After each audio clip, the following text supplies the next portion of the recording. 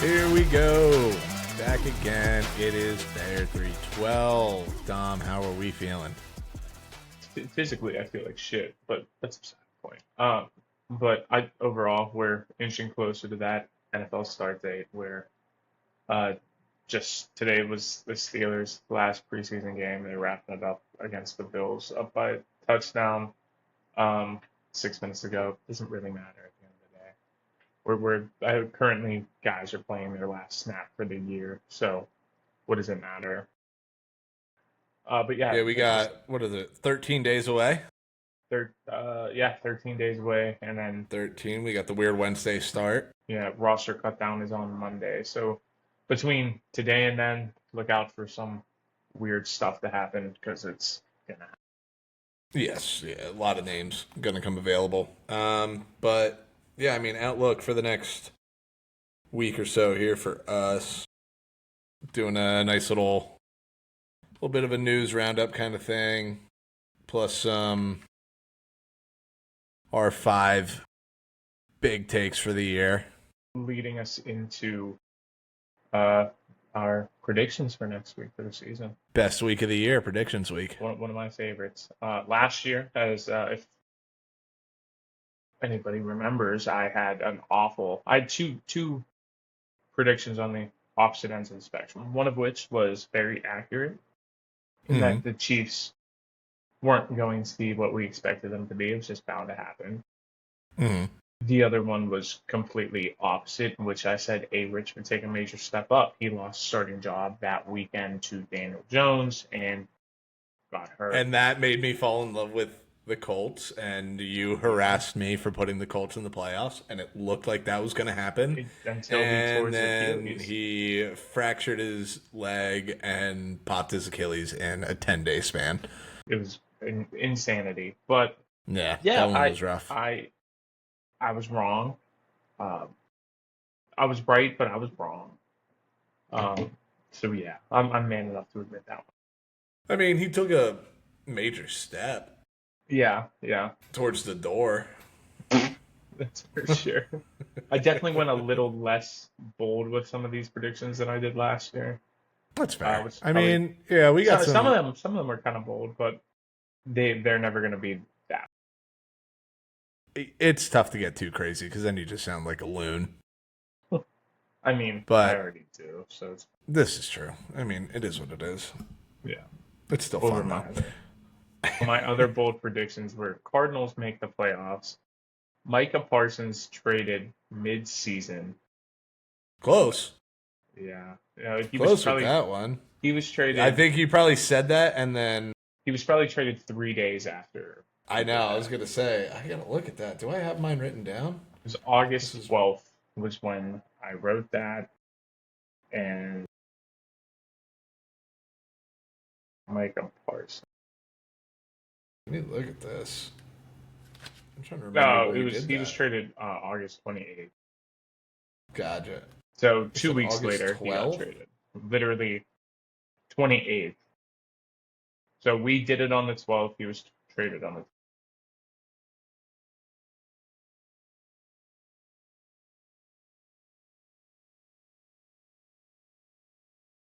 That's why I have everything in my notes out. I know. I have everything written down. Mm-hmm. Huh.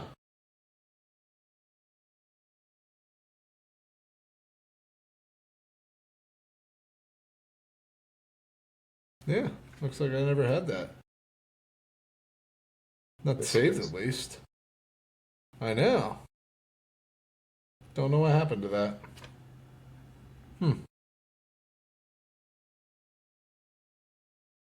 What are you gonna do? Yeah, it's all right. Yeah. This year, there was a take I made last year that I'm almost gonna be doubling down on in a way, just kind of worded different.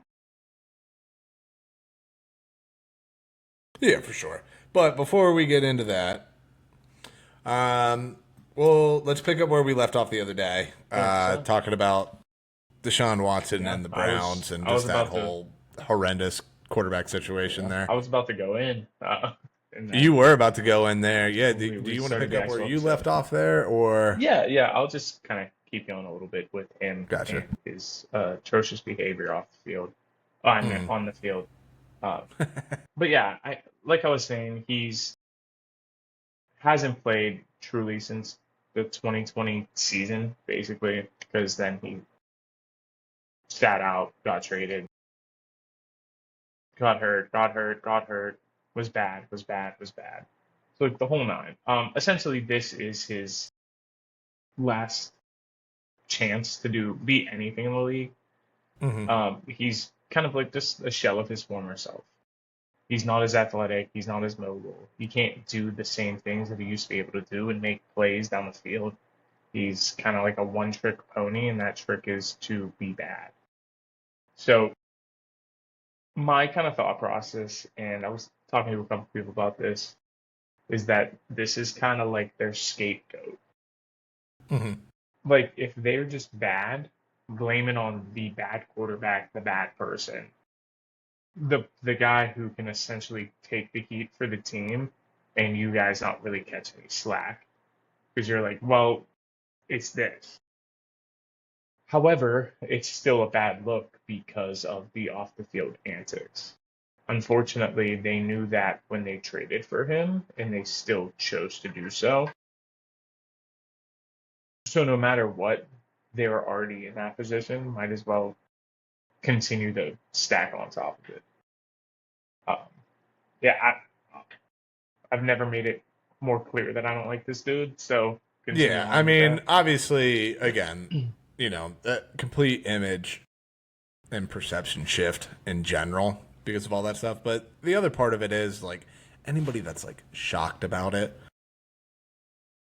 I mean, what were they going to do at this point? Like you said too, like they knew what they were kind of getting themselves into, and then they still gave him a fully guaranteed contract, and there's nothing they can do about that. Even the way the contract is set up now, for them to get any relief from it is that not only do they have to wait until after this season, he still has to be a post June 1 designation to make the Yeah, money work to be able to spread that dead cap out because it's still massive at that point. yeah. It's So it's like what yes, 53 like next year, 35 the year after. something like that. Yeah, but like if they do it post June 1, then they can spread it out, make it a Well, little yeah, less. that is what the post year one is. You Or can oh, you can sorry, split yeah, it I with get what you're them. saying there. Yeah, yeah. But still, like, yeah, they invested into this asset that obviously hasn't panned out for them. But like, what were they gonna do? Yeah, you can start Shador and see what you have, but like, this guy's still on the books for however much money, 45-50 million dollars. Like the best case scenario is you roll him out there, he looks serviceable. Somebody gets hurt and desperate to make a move for him, kind of thing, just to stay afloat. And you get at least some. You're still going to have to eat a lot of the salary, but like he Yeah. becomes somebody else's problem. You can split up some of that money. You get a day 3 pick, honestly, at that point, probably just because of the financial side of it there. Like,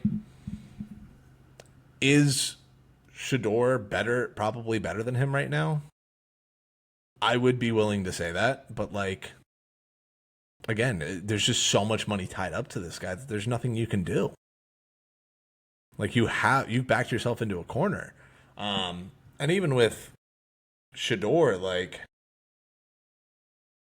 we're gonna get into another guy with this then too, but like you look at some of the younger guys, like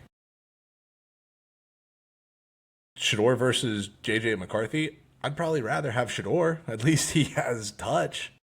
Like for all the things that Shador is and the headache he can be and how poorly he handled things and the size and limited arm strength, like he's accurate. Hmm. He's got a little bit of that Baker. It's not to the same extent, obviously, but like he's got that part of the game that like he's a functional thrower of the football. At times. You know what I mean? Yeah, like I mean, again, it looks better coming out of his hand than I mean, yeah, probably than Deshaun or JJ McCarthy. JJ McCarthy has one pitch and it's a fastball. hard to see. Like he can't layer anything. The touch throws are not there for him at all. It's just it's rockets every time with him. Yeah. But yeah, I mean, like it's. Hope you're bad enough again, and really get after a quarterback, and hopefully, finally make the right choice there. Yeah, Because it's tough. yeah. It's just despair in Cleveland, which is hilarious considering you had a quarter, and we've talked about this multiple times on the show. You had a quarterback that was saving your franchise and keeping them in a position to compete on a week to week basis, and your owner And was the and best thing that GM, happened to you yeah, in 20 years. and your owner and GM didn't deem him good enough. Like that, that's not it's not on him. That's on you guys making a bad decision. He was gonna go to Atlanta. That was happening. Deshaun was going to Atlanta. It's where he wanted to go. It's what Atlanta wanted. Everybody, it was like a set and done deal until the Browns came in, offered what they offered, and he flipped on a switch. Simple as that. It's not like Atlanta's better off for it either, but that's beside. No, yeah. Um, Yeah, it's not like they've dodged any bullets. yeah. So, like, regardless of that, it's the franchise continues to be bad, but they just don't make the right decisions. However, their GM is praised year over year because he drafts well enough. Well, Andrew Barry, you don't trade well. You don't do other things well. And those players you do draft for, you let go. It's just simple as Yeah, that. I mean, I he is great at finding the talent. I just think that a lot. Again, the Deshaun Watson one specifically is such a Jimmy Haslam has his fingerprints all over that. 100%. Just being That greedy, I can't necessarily, aggressive, impatient, yeah, can't do necessarily whatever it blame takes thing. I Barry too don't much. like do it now. I'll deal with the repercussions later, kind of thing. But I mean, yeah, I mean, you look at that roster outside of one position, they just can't get that one position right. I mean, but it's always the most important position on that field. It Always, yeah, no, and I agree with that. It's just if I only mean, they could.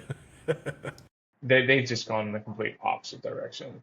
Like they were on the right path 5, 6 years ago, and they've decided Yep. that they want to fuck around and find out, as the kids say. So, Right. regardless of that, we'll move on. I could talk Yeah, about we this could. for hours, unfortunately. Yeah, but How, speaking of a young guy, oh sorry, I was gonna say, how long before you think there's talks of moving the organization? I don't think they'll be able to. Yeah, they are building a new stadium, I think. It's a loyal, passionate fan base. Too, you know, like That's true. Yeah, it's just because I mean they tried to do that before when they were moving to Baltimore, and Cleveland like rioted for it. So they got the team back. they got the team back. Ravens were established then or created and everything, but like, yeah, I just don't think that's ever going to happen. Like, they're not as like Jacksonville. It just yeah, is no, one. It's just well, Jacksonville's about to get a new stadium too. Yeah, no, but I'm just saying, like, if there was a team that's going to move, like, that would be it would have been that's until 1-1. this situation now. Yeah, I think it's tough for me to see a team going to move at this point, just based Nobody on wants to. Yeah, but regardless, like, the thought here. All right, let's continue. Well, we'll go into this one here just because kind of brought him up already. But JJ McCarthy splitting reps with Carson Wentz after Kyler Murray gets named the starter. I don't know about you, but like we didn't get a chance to talk about it when it happened there, and there's been rumblings since then. But you can't have him as the backup. No, it doesn't do anything for him at this point. Not even just for him, but like for the team. Like Kyler's had injuries in the past, and like who do you trust more? Carson Wentz, the guy that like has played real snaps in that offense and has actually been something before. And the offense looks a lot more tangible when he's a part of it. Exactly. As opposed to when they can actually move the ball. Yeah. Yeah, it's a weird kind of thought process as to how we got here.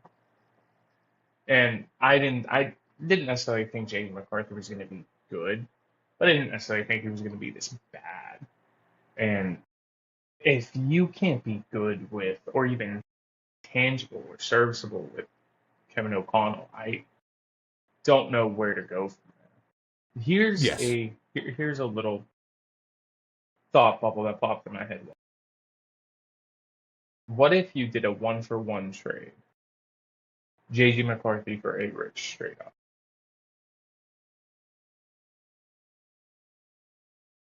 It doesn't do much, but it at least gets Anthony Rich similar to like Daniel Jones. Gets him change of scenery. I get change of scenery where he can like sit, learn behind a coach that has helped so many find their footing. Yeah, and I think that works out well for Anthony. The guy J.J. ahead McCarthy of him doesn't matter too much, but it might put. I was gonna say that it's area. interesting just because stylistically, the guy that's ahead of him makes sense. Is much more similar. Like JJ is probably a little better athlete than Daniel Jones, especially now, but like a little bit better of an athlete. Daniel Jones was raw, and then obviously Anthony Richardson and Kyler, similar but different. Very different. Two versions, similar, but idea. like similar. Yeah, like concepts of similarities. One's just done it a lot better. One's like obviously Richardson's bigger. He's a more stronger arm, but yeah, like that is interesting. No, but I don't think Minnesota wants to do something like that, or Indy, honestly. Like, why get rid of one young guy that kind of dominates the news cycle for another one? Like, it doesn't make the noise go away. I mean, yes and no. Like, I think they both get traded in the next 5 days. Mm-hmm. I just don't know what makes the most sense.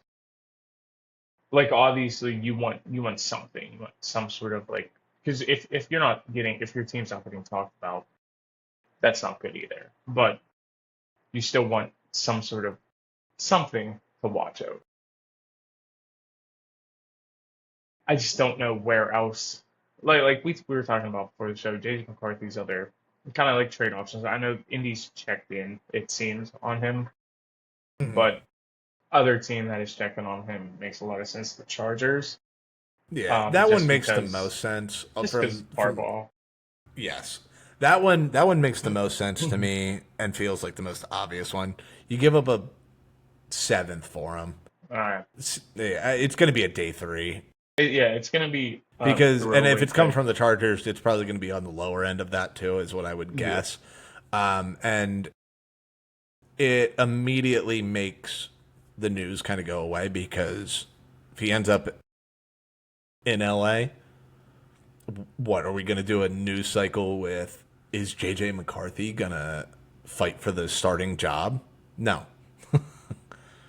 It's as simple as that. He gets to be buried on that roster. Yeah. Nobody is talking about him. He gets to be reunited with his guy. Yeah. Like, that one makes the most sense to me, but it's got to be something like that. It's like the Chiefs picking up Justin Fields. It's like, hey, fun little toy, whatever, but it's also like, we talked about it for 5 minutes, like, oh, are they doing this because Mahomes isn't going to be ready for week 1? And then he very clearly was going to be ready for week 1, and nobody's talked about Justin Fields since. So, like, that kind of situation where you can't have your backup being talked about more than the starter. It's just unnecessary noise. It's weird. Yeah. It just I get the creates sentiment. strange vibes. So like that one makes the most sense there. And then Anthony Richardson, same kind of thing. It's like somebody's gonna make a trade for him. It's got to be like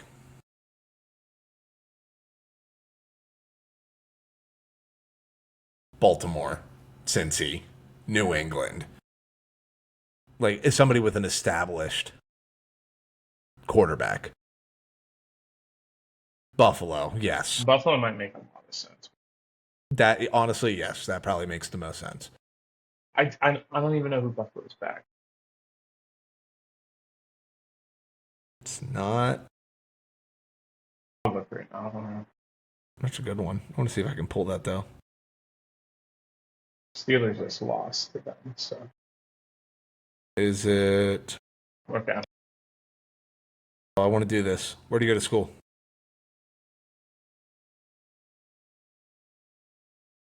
The fact that I want to say also Wyoming is hilarious. No, Houston. I knew it wasn't. He's been in the league for a while. Is it Keenum? No, no. No. I think Keenum. That's what I thought. That's why I had Keenum in the back of my head, but Yeah, Houston. Kind of a journeyman. I think you most know him from Carolina.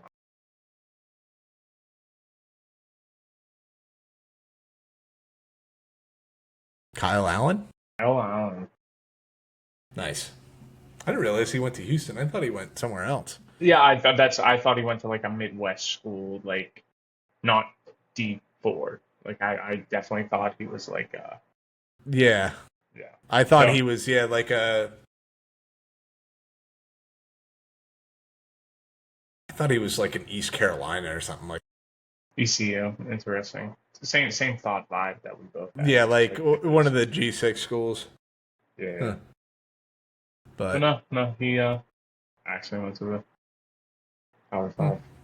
Impressive. All right. Good for him. Moving on here. Let's get into Joe Burrow. He spoke. Again, we were going to do this earlier in the week, but obviously other things were much more important to talk about there. But yeah, he was kind of talking about, tired of hearing, next year, at some point in time, it's got to be this year. And he's got a little bit of that Aaron Rodgers to him now at this point, just the cryptic way he speaks and like is very clearly like putting pressure on the team, but in a way to like absolve himself from like that's not what I said kind of thing, but like the complete end of the spectrum on that. Yeah. And it was just odd to me because even I've defended him for a while because, like, yeah, dude, you end up in Cincinnati, you got the cheap stoner. Like, the Brown family has a history. Like, you're the last ones to get an indoor facility. Notoriously cheap. They don't like firing coaches because they don't want to pay people to not work for them. Things like that. Like, but at this point, now it's him. They paid Jamar Chase. They paid T. Higgins when I think the majority of teams, and by the majority, I mean probably, I don't know, 27 of 30 other teams would have used him as trade bait. 100%. They would not have viewed two wide receivers making almost 30 million plus. Well, Chase is over 30 and Higgins is what, like 28? 28 and a half, I believe. That's what they gave him. But I think his deal is done already almost.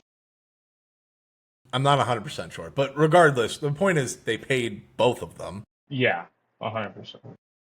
And they just used a premium pick to bring in a major piece on defense and extended him. Like, they've done everything you've asked. You have a guy on defense now. You have 2 receivers. You have your deal. They have catered to you. Now it's time to stay healthy and win games. Come out of the gates hot. And, you were better with that last year, but historically, you haven't been a great September quarterback. Now it's time to go. Mhm. Also, it can be the last year if they want it to be. Got it. So it was a 4-year, $110 million contract, 28 Okay. point, 28 and three quarter a year. After this year, dead cap hit is 7.5. So So it's nothing. probably his last year. If they need to save that money 100%. And Mm-hmm. depending on what they want to do in the future going forward, yeah, there's a chance because they just paid Yeah, because Lawrence.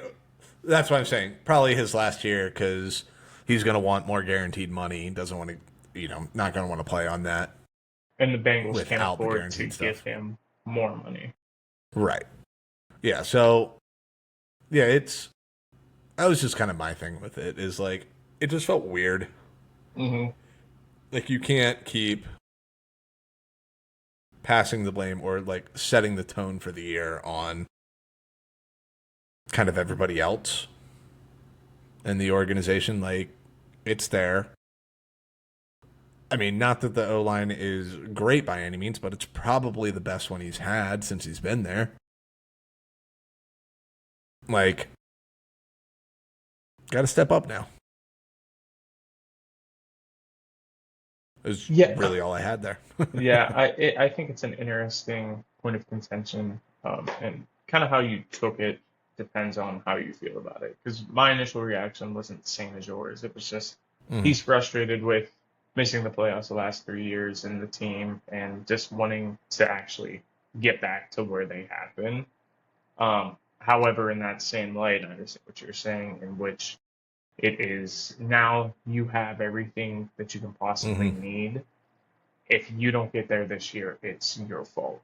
You can't push that blame anywhere else. So, like, I get those sides of what they say.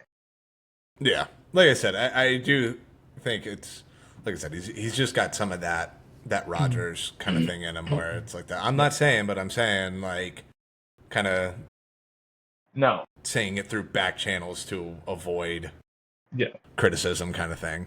Here's my question to you. What is a failed season on the Bengals? You can't miss the playoffs again. I wasn't sure if like just making the I'm playoffs not was saying he their has to go baseline. out and win a Super Bowl this year. I'm saying you can't go 3 years in a row. Okay. All right. I wasn't Like sure where your side fell. Chiefs and Ravens are on watch right now because they both missed the playoffs last year. Hmm. That's a one-off unless you do it back-to-back years. You know what I mean?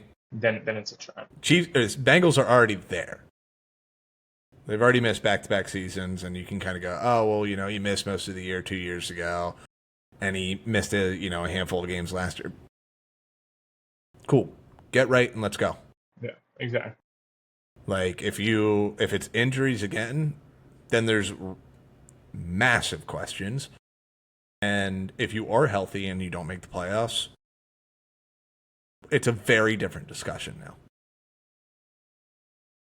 Like you're not kind of like locked into that.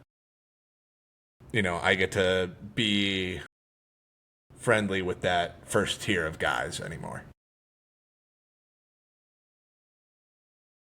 Um, and then other negative news.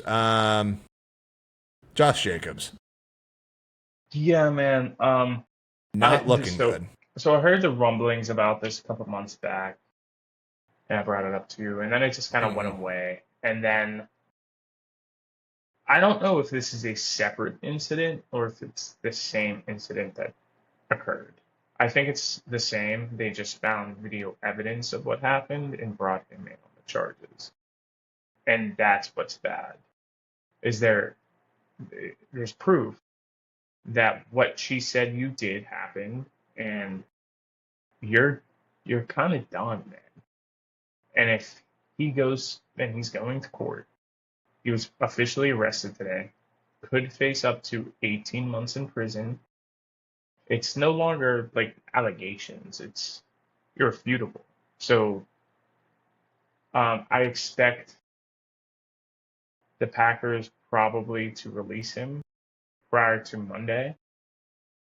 Yeah, it's 2 misdemeanor counts as of right now, is what it's saying. 2 misdemeanors, 1 for battery, 1 for criminal damage to property. Yeah, regardless, he's probably And not. yes, it is the one from May.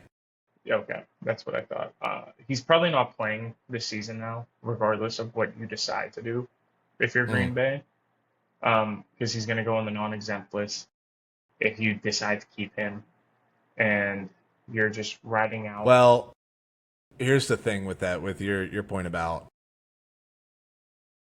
not playing. His initial court date is set for November 17th. Sure. That's so it's really just up to the Packers on what they want to do. Well, you can go on the non-exempt prior to a court date. That's Goodell's. Right. Yeah, that's what I'm saying. That's true. I'm with Goodell can make that call. Yeah. Goodell's going to make that call. If they're remember what happened with Ray Rice. He went on the non-exempt list. Right, but that until also... everything. Well, then everything came out. Then he got once everything got settled in court, he got his suspension. That is what happened. Yeah, but also didn't Ray Rice win a lot? Ray Rice, I think. Well, he got cut. That all happened very quickly, and that was the one that. Well, there was that video was. Well, yeah, it was, but then it also. Because I got to get this right here because.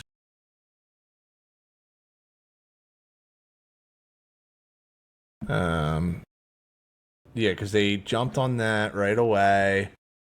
The video came out. He got a 2-game suspension. The longer video came out. The Ravens cut him. The NFL suspended him indefinitely. And then Rice filed a grievance against the Ravens. They ended up settling in court.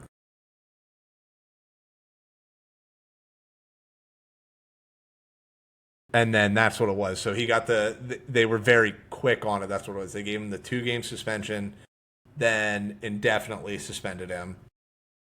Rice appealed. They ruled in his favor that him getting suspended twice for the same event was unfair.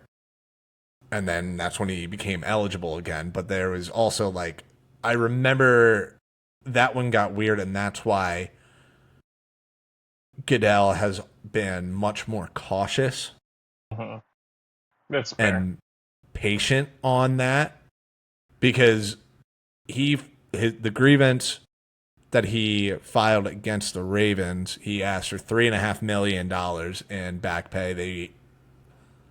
The settlement paid him just under 1.6. So since then, Goodell's been much more cautious. That's why these things take a lot longer before suspensions get handed out. Yeah, a lot of times. Yeah, regardless of anything like that, I just expect the Packers to do something prior to right, especially to because point. he has a history too. Yeah, he had stuff in college, didn't he? I don't know for sure. What went on down there? I don't double check that because I think he had something before.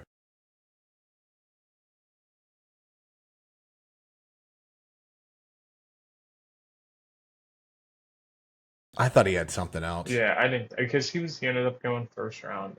Joe Mixon had something. I remember. I knew that one. That's I don't know why I thought Josh Jacobs had something as well. I didn't think so, because maybe that's what it was. Just were they the same draft class? I think so. Typically, if you have something in college, you're not going to. That's fair. 2018, right? 2019 was when Jacobs was drafted. Mixon was really I bad. don't know. For some reason, I thought he had something else in there too. So my bad. No, you're I good. fucked But up on that one. regardless, I just think, That's fair. yeah, Mixon was 17. I just think it's smarter for the Packers to get in front of this, Hmm. so that and that they tend to be a good organization when it comes to stuff like this. They handle Yeah. everything in house before it gets anywhere else, and they let everybody decide on their own accord. But Hmm. we'll see. They might take a different approach to this. Obviously, they have more information than I do. I'm just a guy sitting at a desk right now, so I'm not in those rooms having those discussions. Right. I'm uh, what 14, 15 hour drive away from Green Bay. I have no idea what's happening there. Yeah. Nor do I want to know. Exactly. Um, Other than that, I think that was the majority of the news. Jed York, what are you doing? That's all I'm gonna speak on with that. Yeah, we'll talk about them a little bit more later. I mean, Not in this episode, but next week we'll talk about. yes, for sure. All right, well, let's get into our 5 big predictions for 2026. Dom, go ahead and kick us off. I'm just jumping right back into Green Bay here, man, and I've had this feeling long before the whole news just came out. With Josh Jacobs, just kind of everything pointing in that direction. Mm-hmm. Just Packers take a major step back here in the 2026-2027 season. Mm-hmm. There's a lot of things not helping them. One is the Lions benefiting from schedule. The second thing is the Bears taking a major step up last season, and it seems like that's going to continue in some sort of facet. Whether that be they maintain it slightly better, slightly worse, whatever. I expect them to kind of stay afloat. And then just as a whole, you look internally, their team didn't get any better in the offseason. You have Micah Parsons who might not play until week 6 if he starts on the pup, and then depending on how everything looks, he might not play at all. So you have that question mark, and then your defense continued to play like questionable the entirety of last year. So we're going to see how that looks this season. And then you don't really have a true wide receiver one on that field for Jordan Love to throw to.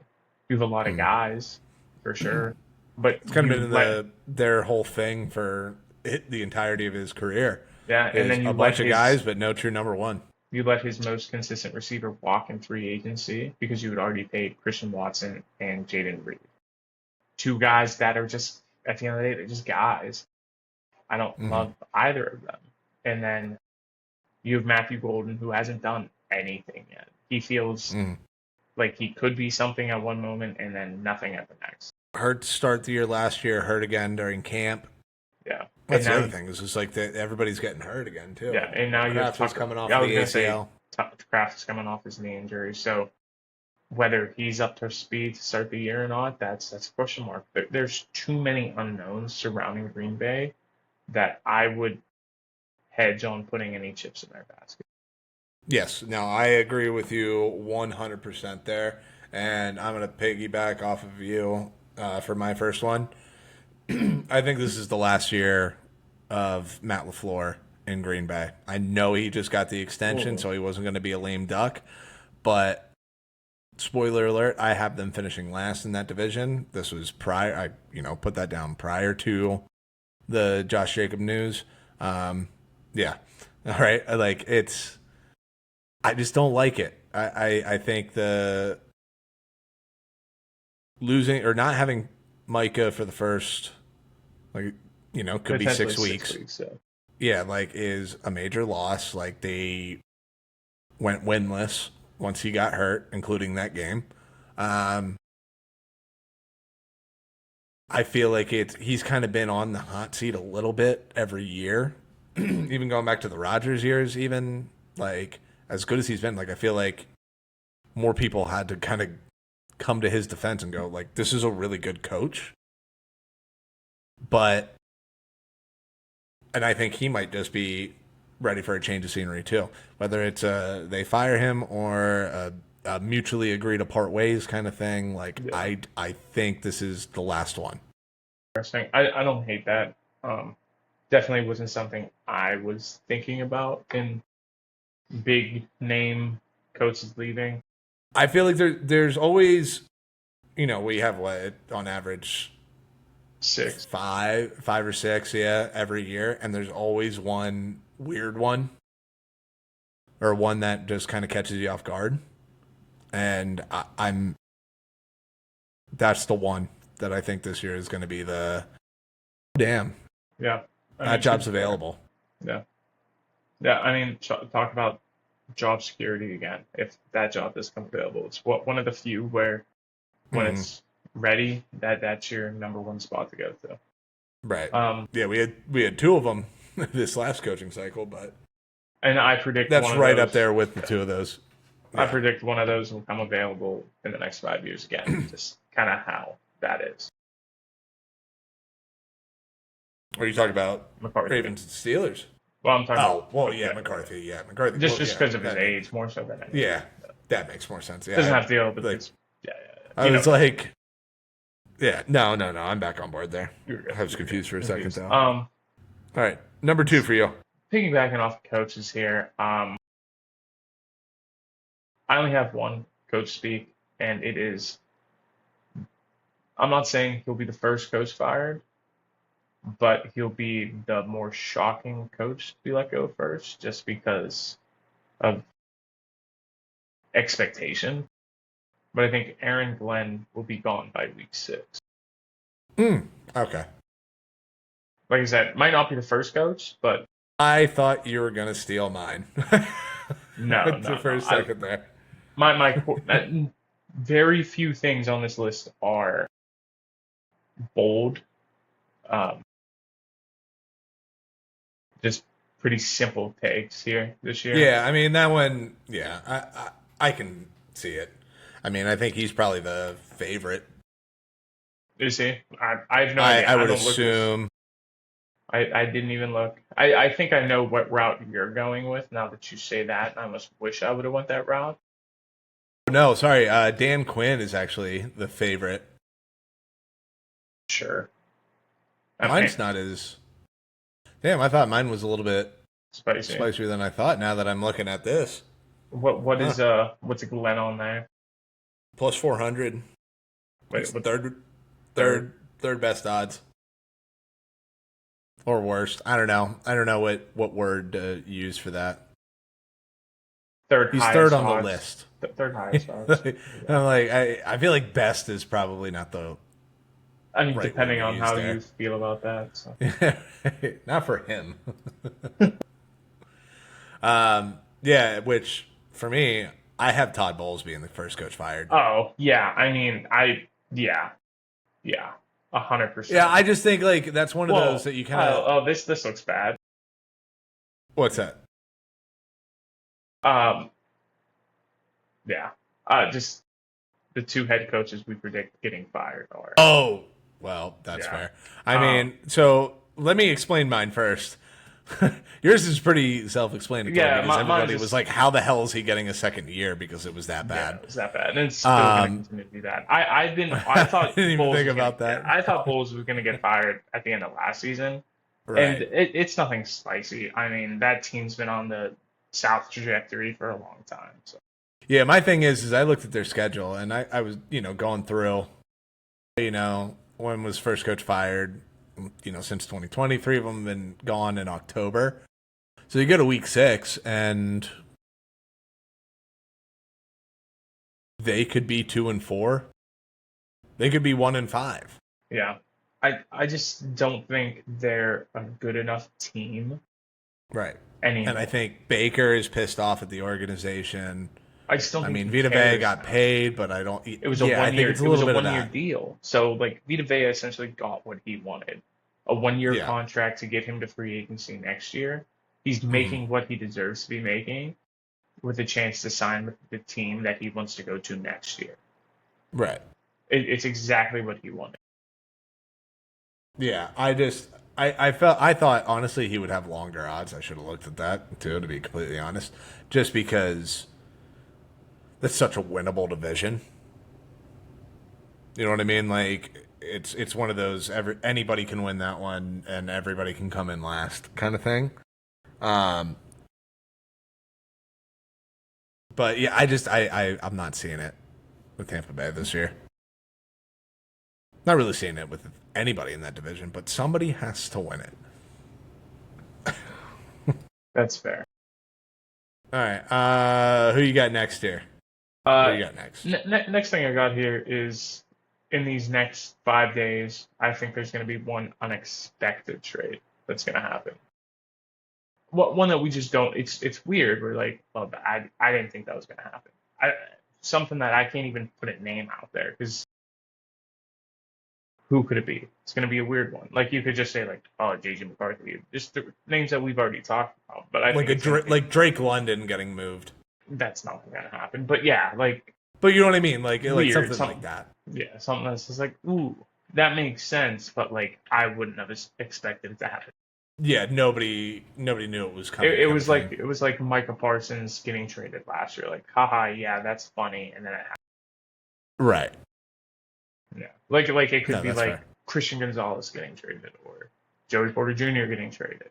Like both of those would be like those are weird. Why would they do that? The Porter one feels like there's some steam on right now. I don't know. It's all weird. That whole situation just seems weird. Yeah, no, that's fair. Well, I'll get into this one here. Oh boy. Titans make the playoffs.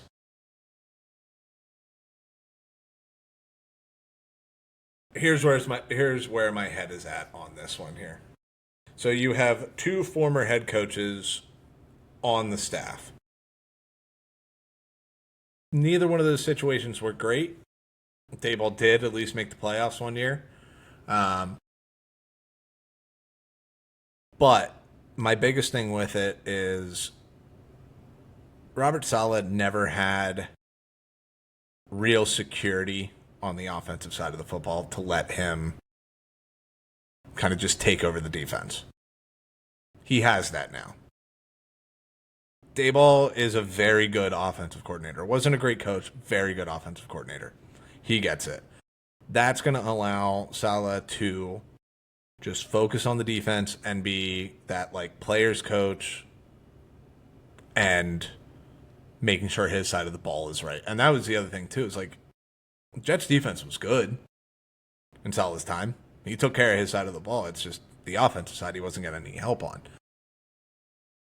That combined with, again, Daboll being a good offensive coordinator, but also his history with it.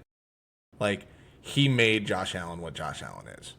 And the further Josh Allen has gotten away from Brian Daboll, he's slipped more and more into some of his old bad habits. Like, he had his best years, fewest turnovers with Daboll.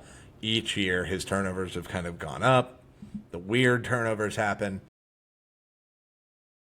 And Cam Ward, there's a lot of similarities between the two of them and just kind of that chaotic style of play. Cam Ward is not scared of taking chances.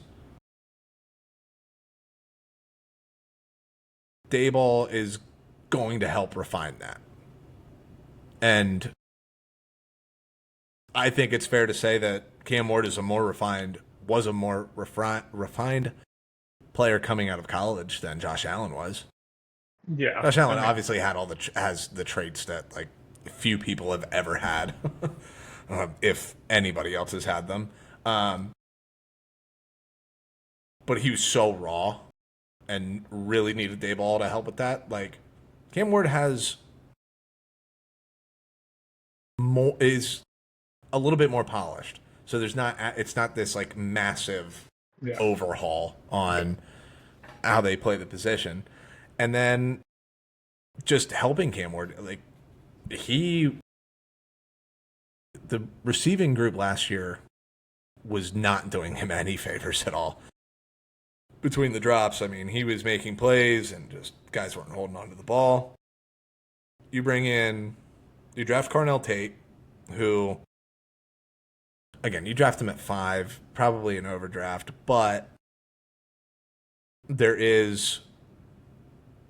he's more of a safety net than what Cam Ward has had so far.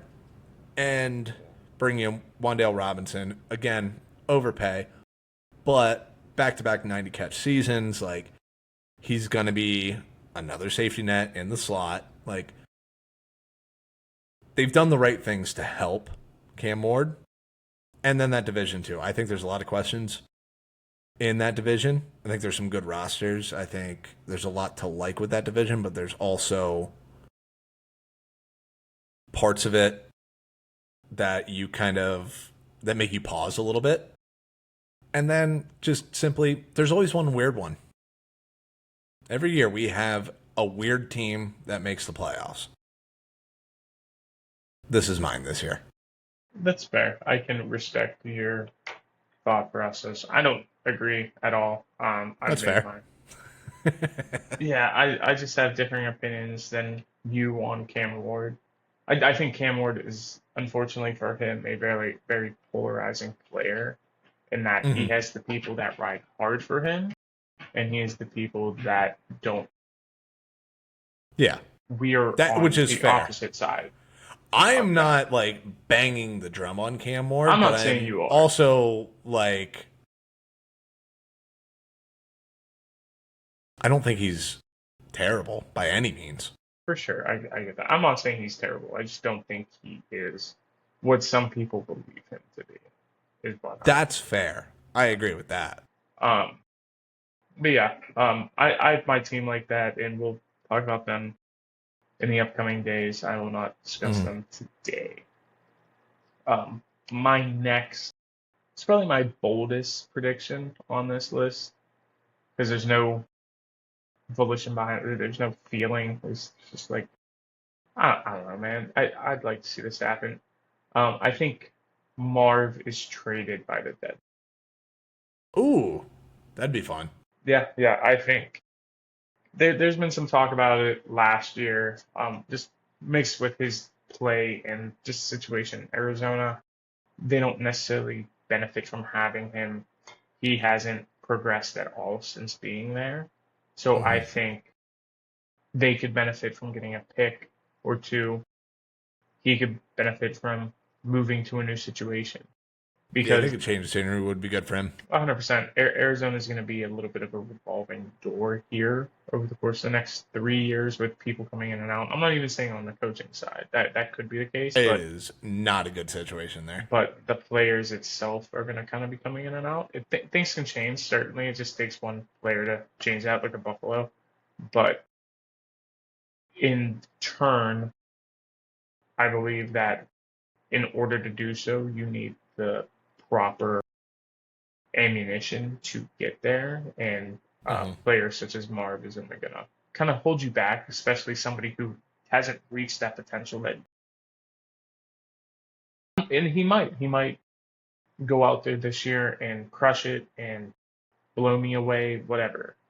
I'm not saying he's not gonna, but I think chances are higher than not that he probably won't get to that point, which leaves that door open for him to get traded. That's fair. Yeah, no, I like that one. I think that'd be good for him for sure.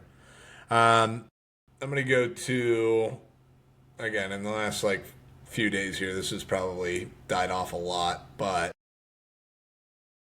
Deshaun Stribling is going to lead rookies in yards, and Jacoby Lane is going to lead rookies in touchdowns. It's a twofer there. I like the Stribling a lot because he's going to see the field a lot. Now, are you talking about total yards or just receiving yards? Okay. Receiving yards is a bolder take for sure. I mean, he's 100% probably going to lead in total yards just for the sheer fact that he's going to be their kick returner. But I don't know if he's going to be. He should be. Should be. That's fair. He could, yeah, at least as a rookie. But no, in receiving yards, because he's going to He's get the looked really opportunity. good. I'm He's gonna going to get the opportunity. I'm gonna go raise my hand right now. Crushed him for it in our draft reaction video. Didn't make sense. Thought it was a weird pick. I'll eat my words on that. He's looked really good with them. He looks kind of like Debo and like young Fair. Debo, and I think Shanahan that's is going what to love that. I think that's what they compared it to when he was He drafted. just fits, yeah, like watching everything I've seen from him, he looks For sure. like the Niners. For sure. Yes. It was still a weird pick. It was still Fair made enough. no sense in the moment. If you want a player like that, you trade down.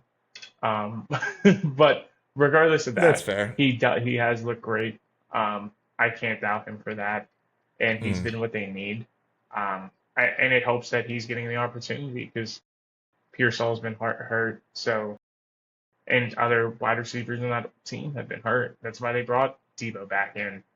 Mm. So getting those opportunities are imperative for him to show that he can be a useful asset in that offense side of the ball. This is the time of year to show that Yeah. because, like, especially those higher picks, because you look at Mekhi Lemon right now, and Mm. they're calling him at best the third wide receiver and strictly used in slot. Yeah. They're not even thinking about using him outside of slot. And then the Eagles' second round pick, Eli Stowers, they're calling him unplayable Mm. because he doesn't catch well and he certainly isn't big enough to block.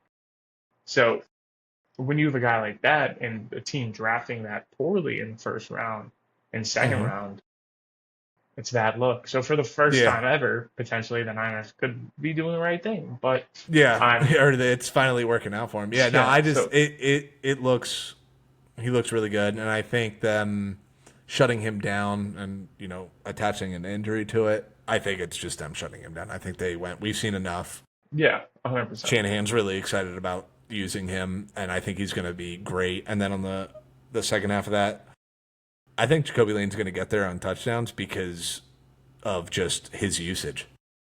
I don't think he's going to be a crazy Yard. like counting, yards and catch guy, but I think he's just going to be in all of their red zone packages. So what And you he's think just going to like get 45 for 680 and 8? something like that. Okay. I think that would be probably makes the most sense. Unless Rashad Bateman's dealing with some legal stuff right now too. Yeah. That's been going back and Weird. forth That on was like weird. how it's very strange, and the coverage on it is very strange because it's like that one's kind of going back and forth. That's why I didn't bring that one up, because I was just like, I don't really understand what's happening with this one. Yeah. It's a weird one. It's very confusing. But so yeah, like those numbers might go up, but I just think, 2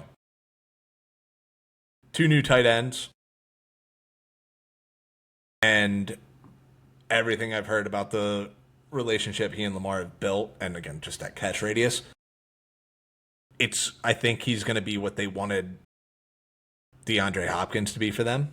I was gonna But say he's just sounds younger. like potential Younger and still more athletic, and just he's more vertical at this point than 100%. DeAndre was. I don't hate that. Could definitely see it happening. My last one, and this doesn't necessarily reflect everything that I'll talk about later. However, it is something I do believe is a possibility based on the offseason that this team had and what this could do for this player. And that is Ashton Genty leads the league in rushing. Ooh. Okay. We got spicier as we went down. Like I said, we got spicier. I like everything that they brought in. They kept the offensive line well for them. Got the best center on the market. Yeah, that definitely helps. So I think having Kirk Cousins in there to start the season is going to be good for him. Another veteran voice who's worked well and close with his running backs in the past. And I think having Kubiak in there is gonna even more amp. That's fair. I think the I like the angle direction on that. I think the direction could go well. It could also blow up in my face. I bet Ashton Genty to solidify himself as the best running back in the country last year, and that He didn't work. is. That's fair. Yeah, he's plus 2,500. He's tied with Amarian Hampton and Josh Jacobs right now Ooh. to lead the league So in rushing. yeah, I think certainly a possibility. Favorite on that's probably Bijan. Uh, Taylor. really Taylor and Derrick Henry are tied. strange. I don't like Well, the. Bijan does just get so many other touches. Sure, sure. I mean, My think only think my he's only gonna get a lot of concern. touches. That's fair. Yeah. My only concern with Ashton Genty Oh is no, he might be out those first couple of weeks. Oh, what is? no, not that. I wasn't even going to go there because he Well, had the hyperextension, and they were just going to, sit him down, let him rehab, or let him like rest and everything like that. I didn't see anything about him missing regular season games. let me see here. No, my concern is getting enough attempts because I feel like they're going to be trailing a lot. Like I think that's the tough part with running backs on not good teams is you're going to be trailing. You're going to have to throw the ball. Yeah, I mean it's So if he's missing out on a lot of fourth quarters, like that's going to hurt him. That's my only. That would be my only concern. Yeah. I mean we'll see. We'll see what happens. Like I said, got to have one decently bold prediction in there, or That's fair. what's the fun of the game? That was a good one to end on because mine is also running back related on the flip side of this here. So my last one is James Cook does not get to 1,000 yards. I was trying to think of one like that. I like that. That's a good one. So here's the basis on this one. Since 2010, how many times has this is a two-part little trivia question for you here. How many times do you think leading rusher has gotten to 1,000 yards the following season? Since 2010. Since 2010. I went back that far on this.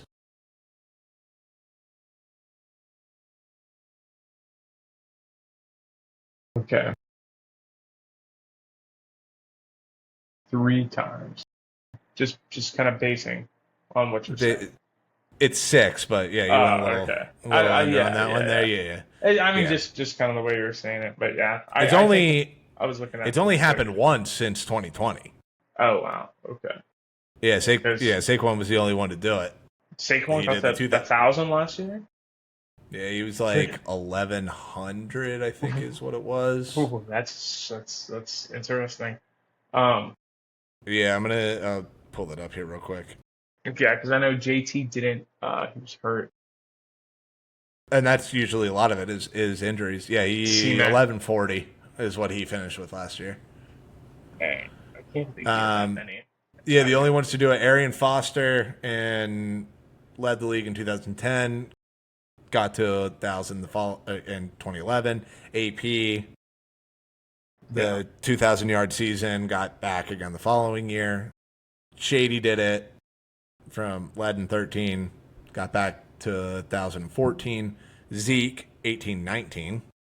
So, like, led the league in 18, got back at 19. And then Derrick Henry went back-to-back years leading the league in 19 and 20, but then didn't get there in 21.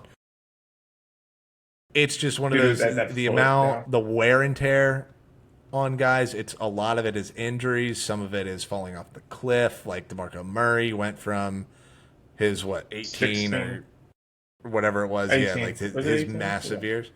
Let's double check that. 2013. But His was 20. What the fuck? Oh, shit. That's why. There we go. Let's try that again. His was 2014, 1800. 14. And then I think he was like around like 700. Yeah, 700 the following year. Then he played. McCaffrey was hurt the following year when he led the league in 23. Zeke was hurt in 2017. Kareem Hunt only played 11 games. I think that was a mix of injuries and legal stuff. NJD. The last year that Adrian Peterson led the league in rushing was 2015, and then that was him kind of bouncing around for a hot minute there before he had that little resurgence in Washington. But, he only had 72 yards the following year.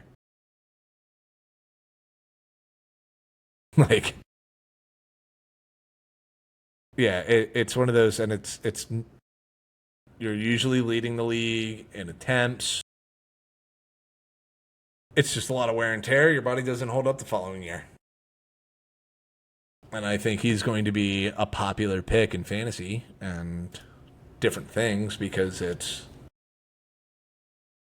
he just came off a great year and he's attached to Josh Allen, but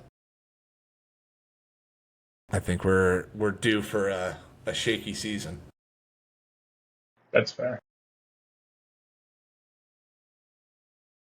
All right. Well, those are our 5 big ones. Next week is prediction week. We'll have a lot. Yeah. Content every figure out exactly every day that we're recording, but we'll have AFC predictions, then NFC predictions, then playoffs and awards. I think it's the best way to go about that. And then preseason betting. And then all of that coming next week. And then following week, we got real football to talk about. We're right there, baby. Yeah, we're going for our first tiebreaker year in the picks. Yeah. Wow. 3 years. 3 years. 3 years. Best idea I've ever had. Right? All right. You got anything else? Nah, that's it, man. Let's get out of here. All right. Let's do it.